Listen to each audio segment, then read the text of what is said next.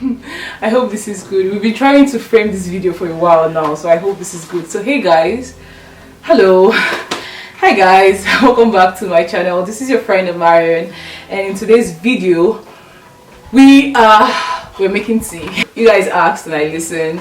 I invited my girlfriend over and she's very shy. You're shy, right? Yes.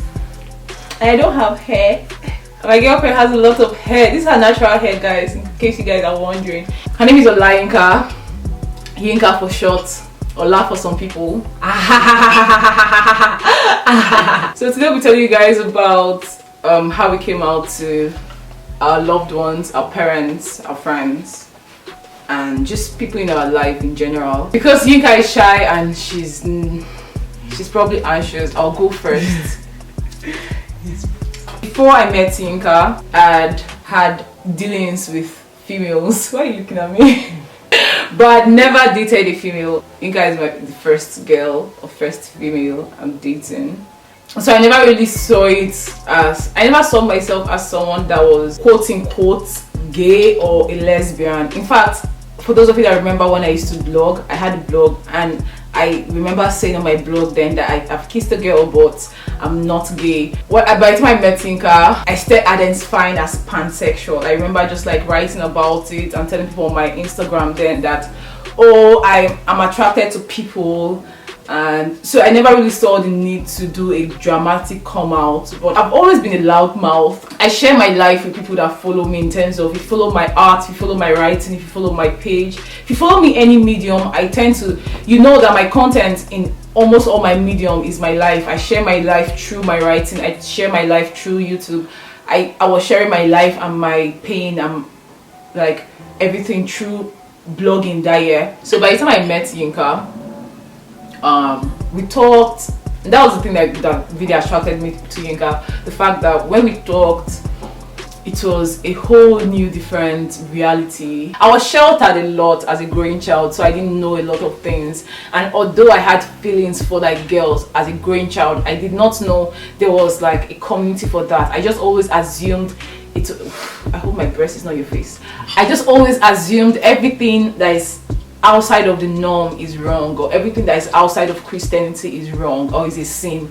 So every time I felt a type of way towards a girl as a growing child, I'll pray against it, or I'll just like bind and I remember in secondary school, like there was this time I was lying close to this girl and then I started feeling a sort of way. I just started praying, like I started binding and casting, because it's not me that the devil wants to use. Listening to Yinka, I think what caught my attention the most is she had always dated females. Like she dated this particular girl for like 7 years, and I just felt like wow. So when I was like dating boys, there were actually people in other parts of the planet dating girls who were dating girls. It was just a mind-blowing thing for me. I did not know it was a conscious existence. It wasn't just that sinful thought in my head. Do you guys understand what I'm saying? I think because I wasn't conscious to like the identity, the community, I didn't necessarily go through the backlash of being a part of a community as a growing child. Like if you guys know my story, you know one of the biggest horror I had to go through was the abusive dad I had, but like the whole world wasn't my problem, it was just my dad. So like I didn't get the backlash of being gay or being a lesbian as a growing child, a growing adult. So up until I met Yinka, I didn't really feel there was a need to take a stand, because I didn't even know people were taking stands. Do you understand? I feel like I met Yinka and we were talking we were having one of those long walks one day, and then we were talking about gay marriages. I remember what the topic was. It was about gay marriages, and then she looks at me and she says she doesn't believe in gay marriages. And when I asked her why, she gave me her reasons. It was just indoctrination. Yeah, and internalized homophobia. I remember asking her, how are you not on your own team? Like, I get that the whole world is against you, but how are you against yourself? I think I came from a place of, let's say, entitlement at that point in time, because like I didn't know the story. I didn't know how it was in the streets, so I just like really boom boom boom. Also boom, I was ready to fight. Point the person who said what? Point the person, let me fight. It was at that point that I started talking about same-sex attraction. I just started throwing more light and bringing visibility towards it. Like I started taking a stand politically, and just because a lot of things just hit me. So yeah, I think that was when I came out to the world, in the sense of I took a stand with the world. But like to my family, guys, remember how I said I came from like an abusive dad? My dad was quite a lot when I was growing up. So I came from a lot of pain when it comes to family. I come from a lot a lot of pain when it comes to family. I come from a lot of unresolved issues. When I ran from my family, when I got into college, when I gained some kind of distance from me and like my family, their approval wasn't really my priority. I didn't really care about their approval. So like the internet knew about my sexuality before them. They found out from the internet, and I think it's because of our standing to our previous background, they also did not approach me or confront me. Instead, they just like talked about it, and I heard that they knew from somebody in the family. It was just a mess for like a year or two. And last year something happened, and in fact, I'm not even going to say something happened. Last year I went to my father's house with my girlfriend, and then on getting there, my father sent her out. He's just like, you out. He sent her out of his house, and that was when I lost it. Because at this point I felt like everybody knows at this point. It's just you all are not confronting me because you don't want to confront me, because you're scared to confront me. So if you're not going to confront me, then just like, let's continue acting the way we're acting. Don't step out of line. So when my dad sent her out, I lost my shit, and I came out to them in like the fury, in the anger. I was like, okay, you want me to admit it? Okay, yes, I'm gay, I'm fucking gay. Okay, I'm gay. That's literally what I said. I'm gay. And it was a whole display, and it's not really a sweet moment for me. So yeah, that's how I officially came out to my family. And yeah, that's my story. Baby, hit them. Oh boy. So I just start talking. Yeah, and loud too. Sorry. You can just talk to me. Well, I've gone through like different stages of feelings about my sexuality. I like you said, for me, it started as an early stage. I realized that at an early stage. So as I was growing, my information about it kept growing and kept changing along with it. So it was a whole process, for as long as I can remember. This indoctrination, you want to be normal, you don't want to be, you don't choose to not be normal. Like, you want to be normal, but you just find yourself, it's just not possible, and then you have to beat yourself up for it. Sometimes you have to, I can't be looking at Try it, you can. You have to beat yourself up sometimes. You feel like a sin, you cry, you curse yourself, you promise, all this, the interesting part about it is that it's not even people that are making you, like, by yourself. You're putting this pressure on yourself, you're beating yourself up, you're setting standards, you're fighting, and then you're in relationship with someone that also is as confused as you, or even more confused than you, or less acceptable to it. Then you have to fight their own guilt also, and then all this comes into clash while you can't talk to anybody about it. Basically, like, you can't talk to anyone about it. So I went through that, and even when I met Amara, and she was now talking about these things, I wasn't comfortable with it. Like, why do you want to talk about it? It's fine, like, you don't have to talk about it, you don't have to be out there. That's after accepting myself. I felt like there's no need for anybody to know about it. There's no need, just keep quiet and be fine, like, So I went through that process, to different feelings, different stages, and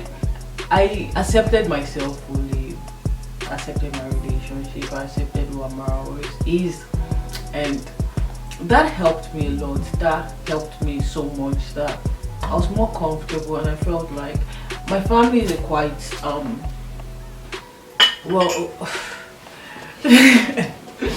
I would say my family are quite close-knit.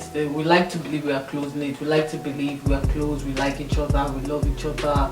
We tell each other everything, We like to believe that we are one big happy family, you get. My mom likes saying, oh, I know my children. I know what my children can do, blah, blah, blah. And then, and I just feel like my sister came to visit me and Amara. We were staying together and we couldn't even be like, oh yes, this is we my had to girlfriend. hide. The same year my sister came to visit, that was 2018. That same year, towards the end of the year, I was doing some evaluation of myself, where I am, where I was, what I want to be, and this is coming from somebody that at one point in my life I told myself, you know what, I want to die when I'm 40 years old. Because when I'm 40 years old, that's when people start feeling like, oh, they want to get married, so I don't have to get married. I can live my life, be young till 40 and die. That's my mindset because of my sexuality. I believe, okay, I can't find someone I could like live my life with. And so like I genuinely wanted to die at 40. Like I calculated everything that, okay, I don't have to marry a man and deal with anything till 40. Maybe for 40 to get lonely, So anyways, 2018, I decided that, okay, I'm ready for a new level of growth. I'm okay, yes, I'm fine, I've accepted myself, but we can't stay in this point because it's a real life problem. Like I was 13 years old one time and I dealt with this problem, and there'll be other 13 years old out there dealing with this same problem, So I decided to send a text message, and it wasn't like I was completely 100% self-assured or whatever, because even in that message, a WhatsApp message to the family group, I didn't even write I'm a lesbian. I wrote gay. Because even the word lesbian still made me because it's been something that I've been insulted with as a young child. I've been accused of, I've been asked about, like, are you a lesbian? Oh, see that lesbian when they walk out. Those kind of things, like Nigerians. And so I didn't even say lesbian, I said gay. And then I got, like, my eldest sister was like, this is a lot to take in, but you're still the same person, I love you irrespective. My mom was like, I can't take this, what is this? She went all out, and then she told my sister, oh, you can say this because you're not a mother, and blah blah blah. Everybody decided to give their 2 cents. My brother told me, oh, he had always suspected, but he didn't want to ask me because he didn't want me to insult him. So that he accepts me, he loves me, that he knows that I'm dating Amara and all of that. Like, honestly, I got the most encouraging and loving response, because my sister asked me, oh really, how long? Everybody wants to try and fit in puzzles, not be open to the reality of my own life. Like, how did it feel going through those years having to lie and hide about this? It wasn't fun at all, because how do you say you're close to this person, you love this person, and they have to hide themselves just to make you comfortable? That is wild. You can't say you love me and you don't know me. Like, it's not possible. You don't know me, so you can't love me. When you know me, then you can say you love me. Then I'll be like, okay, yes, truly. At least now they can say, when they say I know my child, or you can actually say it with your chest, you know me. Whether you accept, whether you don't accept it, at least you know me. And the reality of my life today is, it's still, I came out to my immediate family, but then I still get very uncomfortable because I have not told this aunt, I've not told this uncle. Am I really out? Am I still a little bit hiding? And sometimes I encourage me by saying, nobody came out to me and tell me they are straight, so why should I have to come out to them and tell them? But sometimes I just try to stay true to myself every step of the way, every situation, every circumstance. And I'm glad that I grew up from that person, that kid that hated herself and felt like a saint, to this person that I am today. Because I dated someone for 7 years, at the same time, and right now today she's on Instagram doing TikTok and saying she has never kissed a girl before. That is where she grew up to be at in life, and I'm here right now talking about this. Growth is a steady process, because even this video, oh my god, I'm so shy to say this video, because why am I telling the world this? And but I like to believe we're not stagnant. We're meant to adapt, recreate, grow, and it's always a beautiful thing to allow yourself expand just a little bit more till you're this great human you're supposed to be. And I'm glad I have you right here beside me, making me brave. Man, you make me brave. Oh my god. You can't even be put beside me. And anyways, so here we are. it's the current state in my families. Everybody is fine now. Like Yeah. you would think they would die that day, but right now they are all fine and cool. My mom says me what the other day, like so you can like you actually me and Amara went to visit her and she was like and she gave me food. Like she respects me and Amara's relationship, blah blah blah. That's what she told me. They told Amara that she believed this thing and Ika will pass one day. Like you guys would, oh my god. Yeah, she told me. I think it will sort itself out. Yes. But, yeah, my mom just acts like it's not there. She acts like you're not saying it in front. Like it's not in her face. She just, let's not talk about it. She believes that Jesus will fix it. If she prays for me well enough, somehow Jesus will do that thing in my brain and I'll come back and marry a man for her, because that is the pride of every Igbo woman, to be in her daughter's wedding. She literally said this, that the happiness of a woman is her daughter's wedding. Wedding to a man, no, not just any wedding. Wedding to a man. Makes if I told her if her happiness is dependent on that, she'll get ready to not be happy. Because everybody will be alright. Last. Choose yourself. Pick yourself, man. You're just as important. Yeah. Why can't my voice count? Why not? You know, please. So you're just as important. Yourself, man. Every other person will be alright. Last. Especially when it concerns yourself, your person. You're not intruding on somebody else. Your person. Then choose yourself. Because no one will live this life for you, man. Yes, so nobody will live this life for you guys. For you. So this is where we'll end this video, because this is getting so long. Thank you guys. Mwah! Thank you, babe, for being here. Thank you guys for visiting, for being on my channel. If this is the first time you're seeing my face, hi, my name is Amarian and this is Amarian TV. I just dump shit on you guys and you guys love it. So subscribe to my channel. Tell me what you think about this video in the comment section down below. Tell me what you think about everything in the comment section down below. Say something to me in the comment section down below. Say something to my girlfriend in the comment section down below.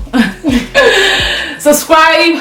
You can follow me on Instagram. You can follow her on Instagram. I'll put her Instagram handles here and here. You can follow us on Instagram. Baby's very shy and private, but like she's also very friendly. So if I'm not friendly, she is.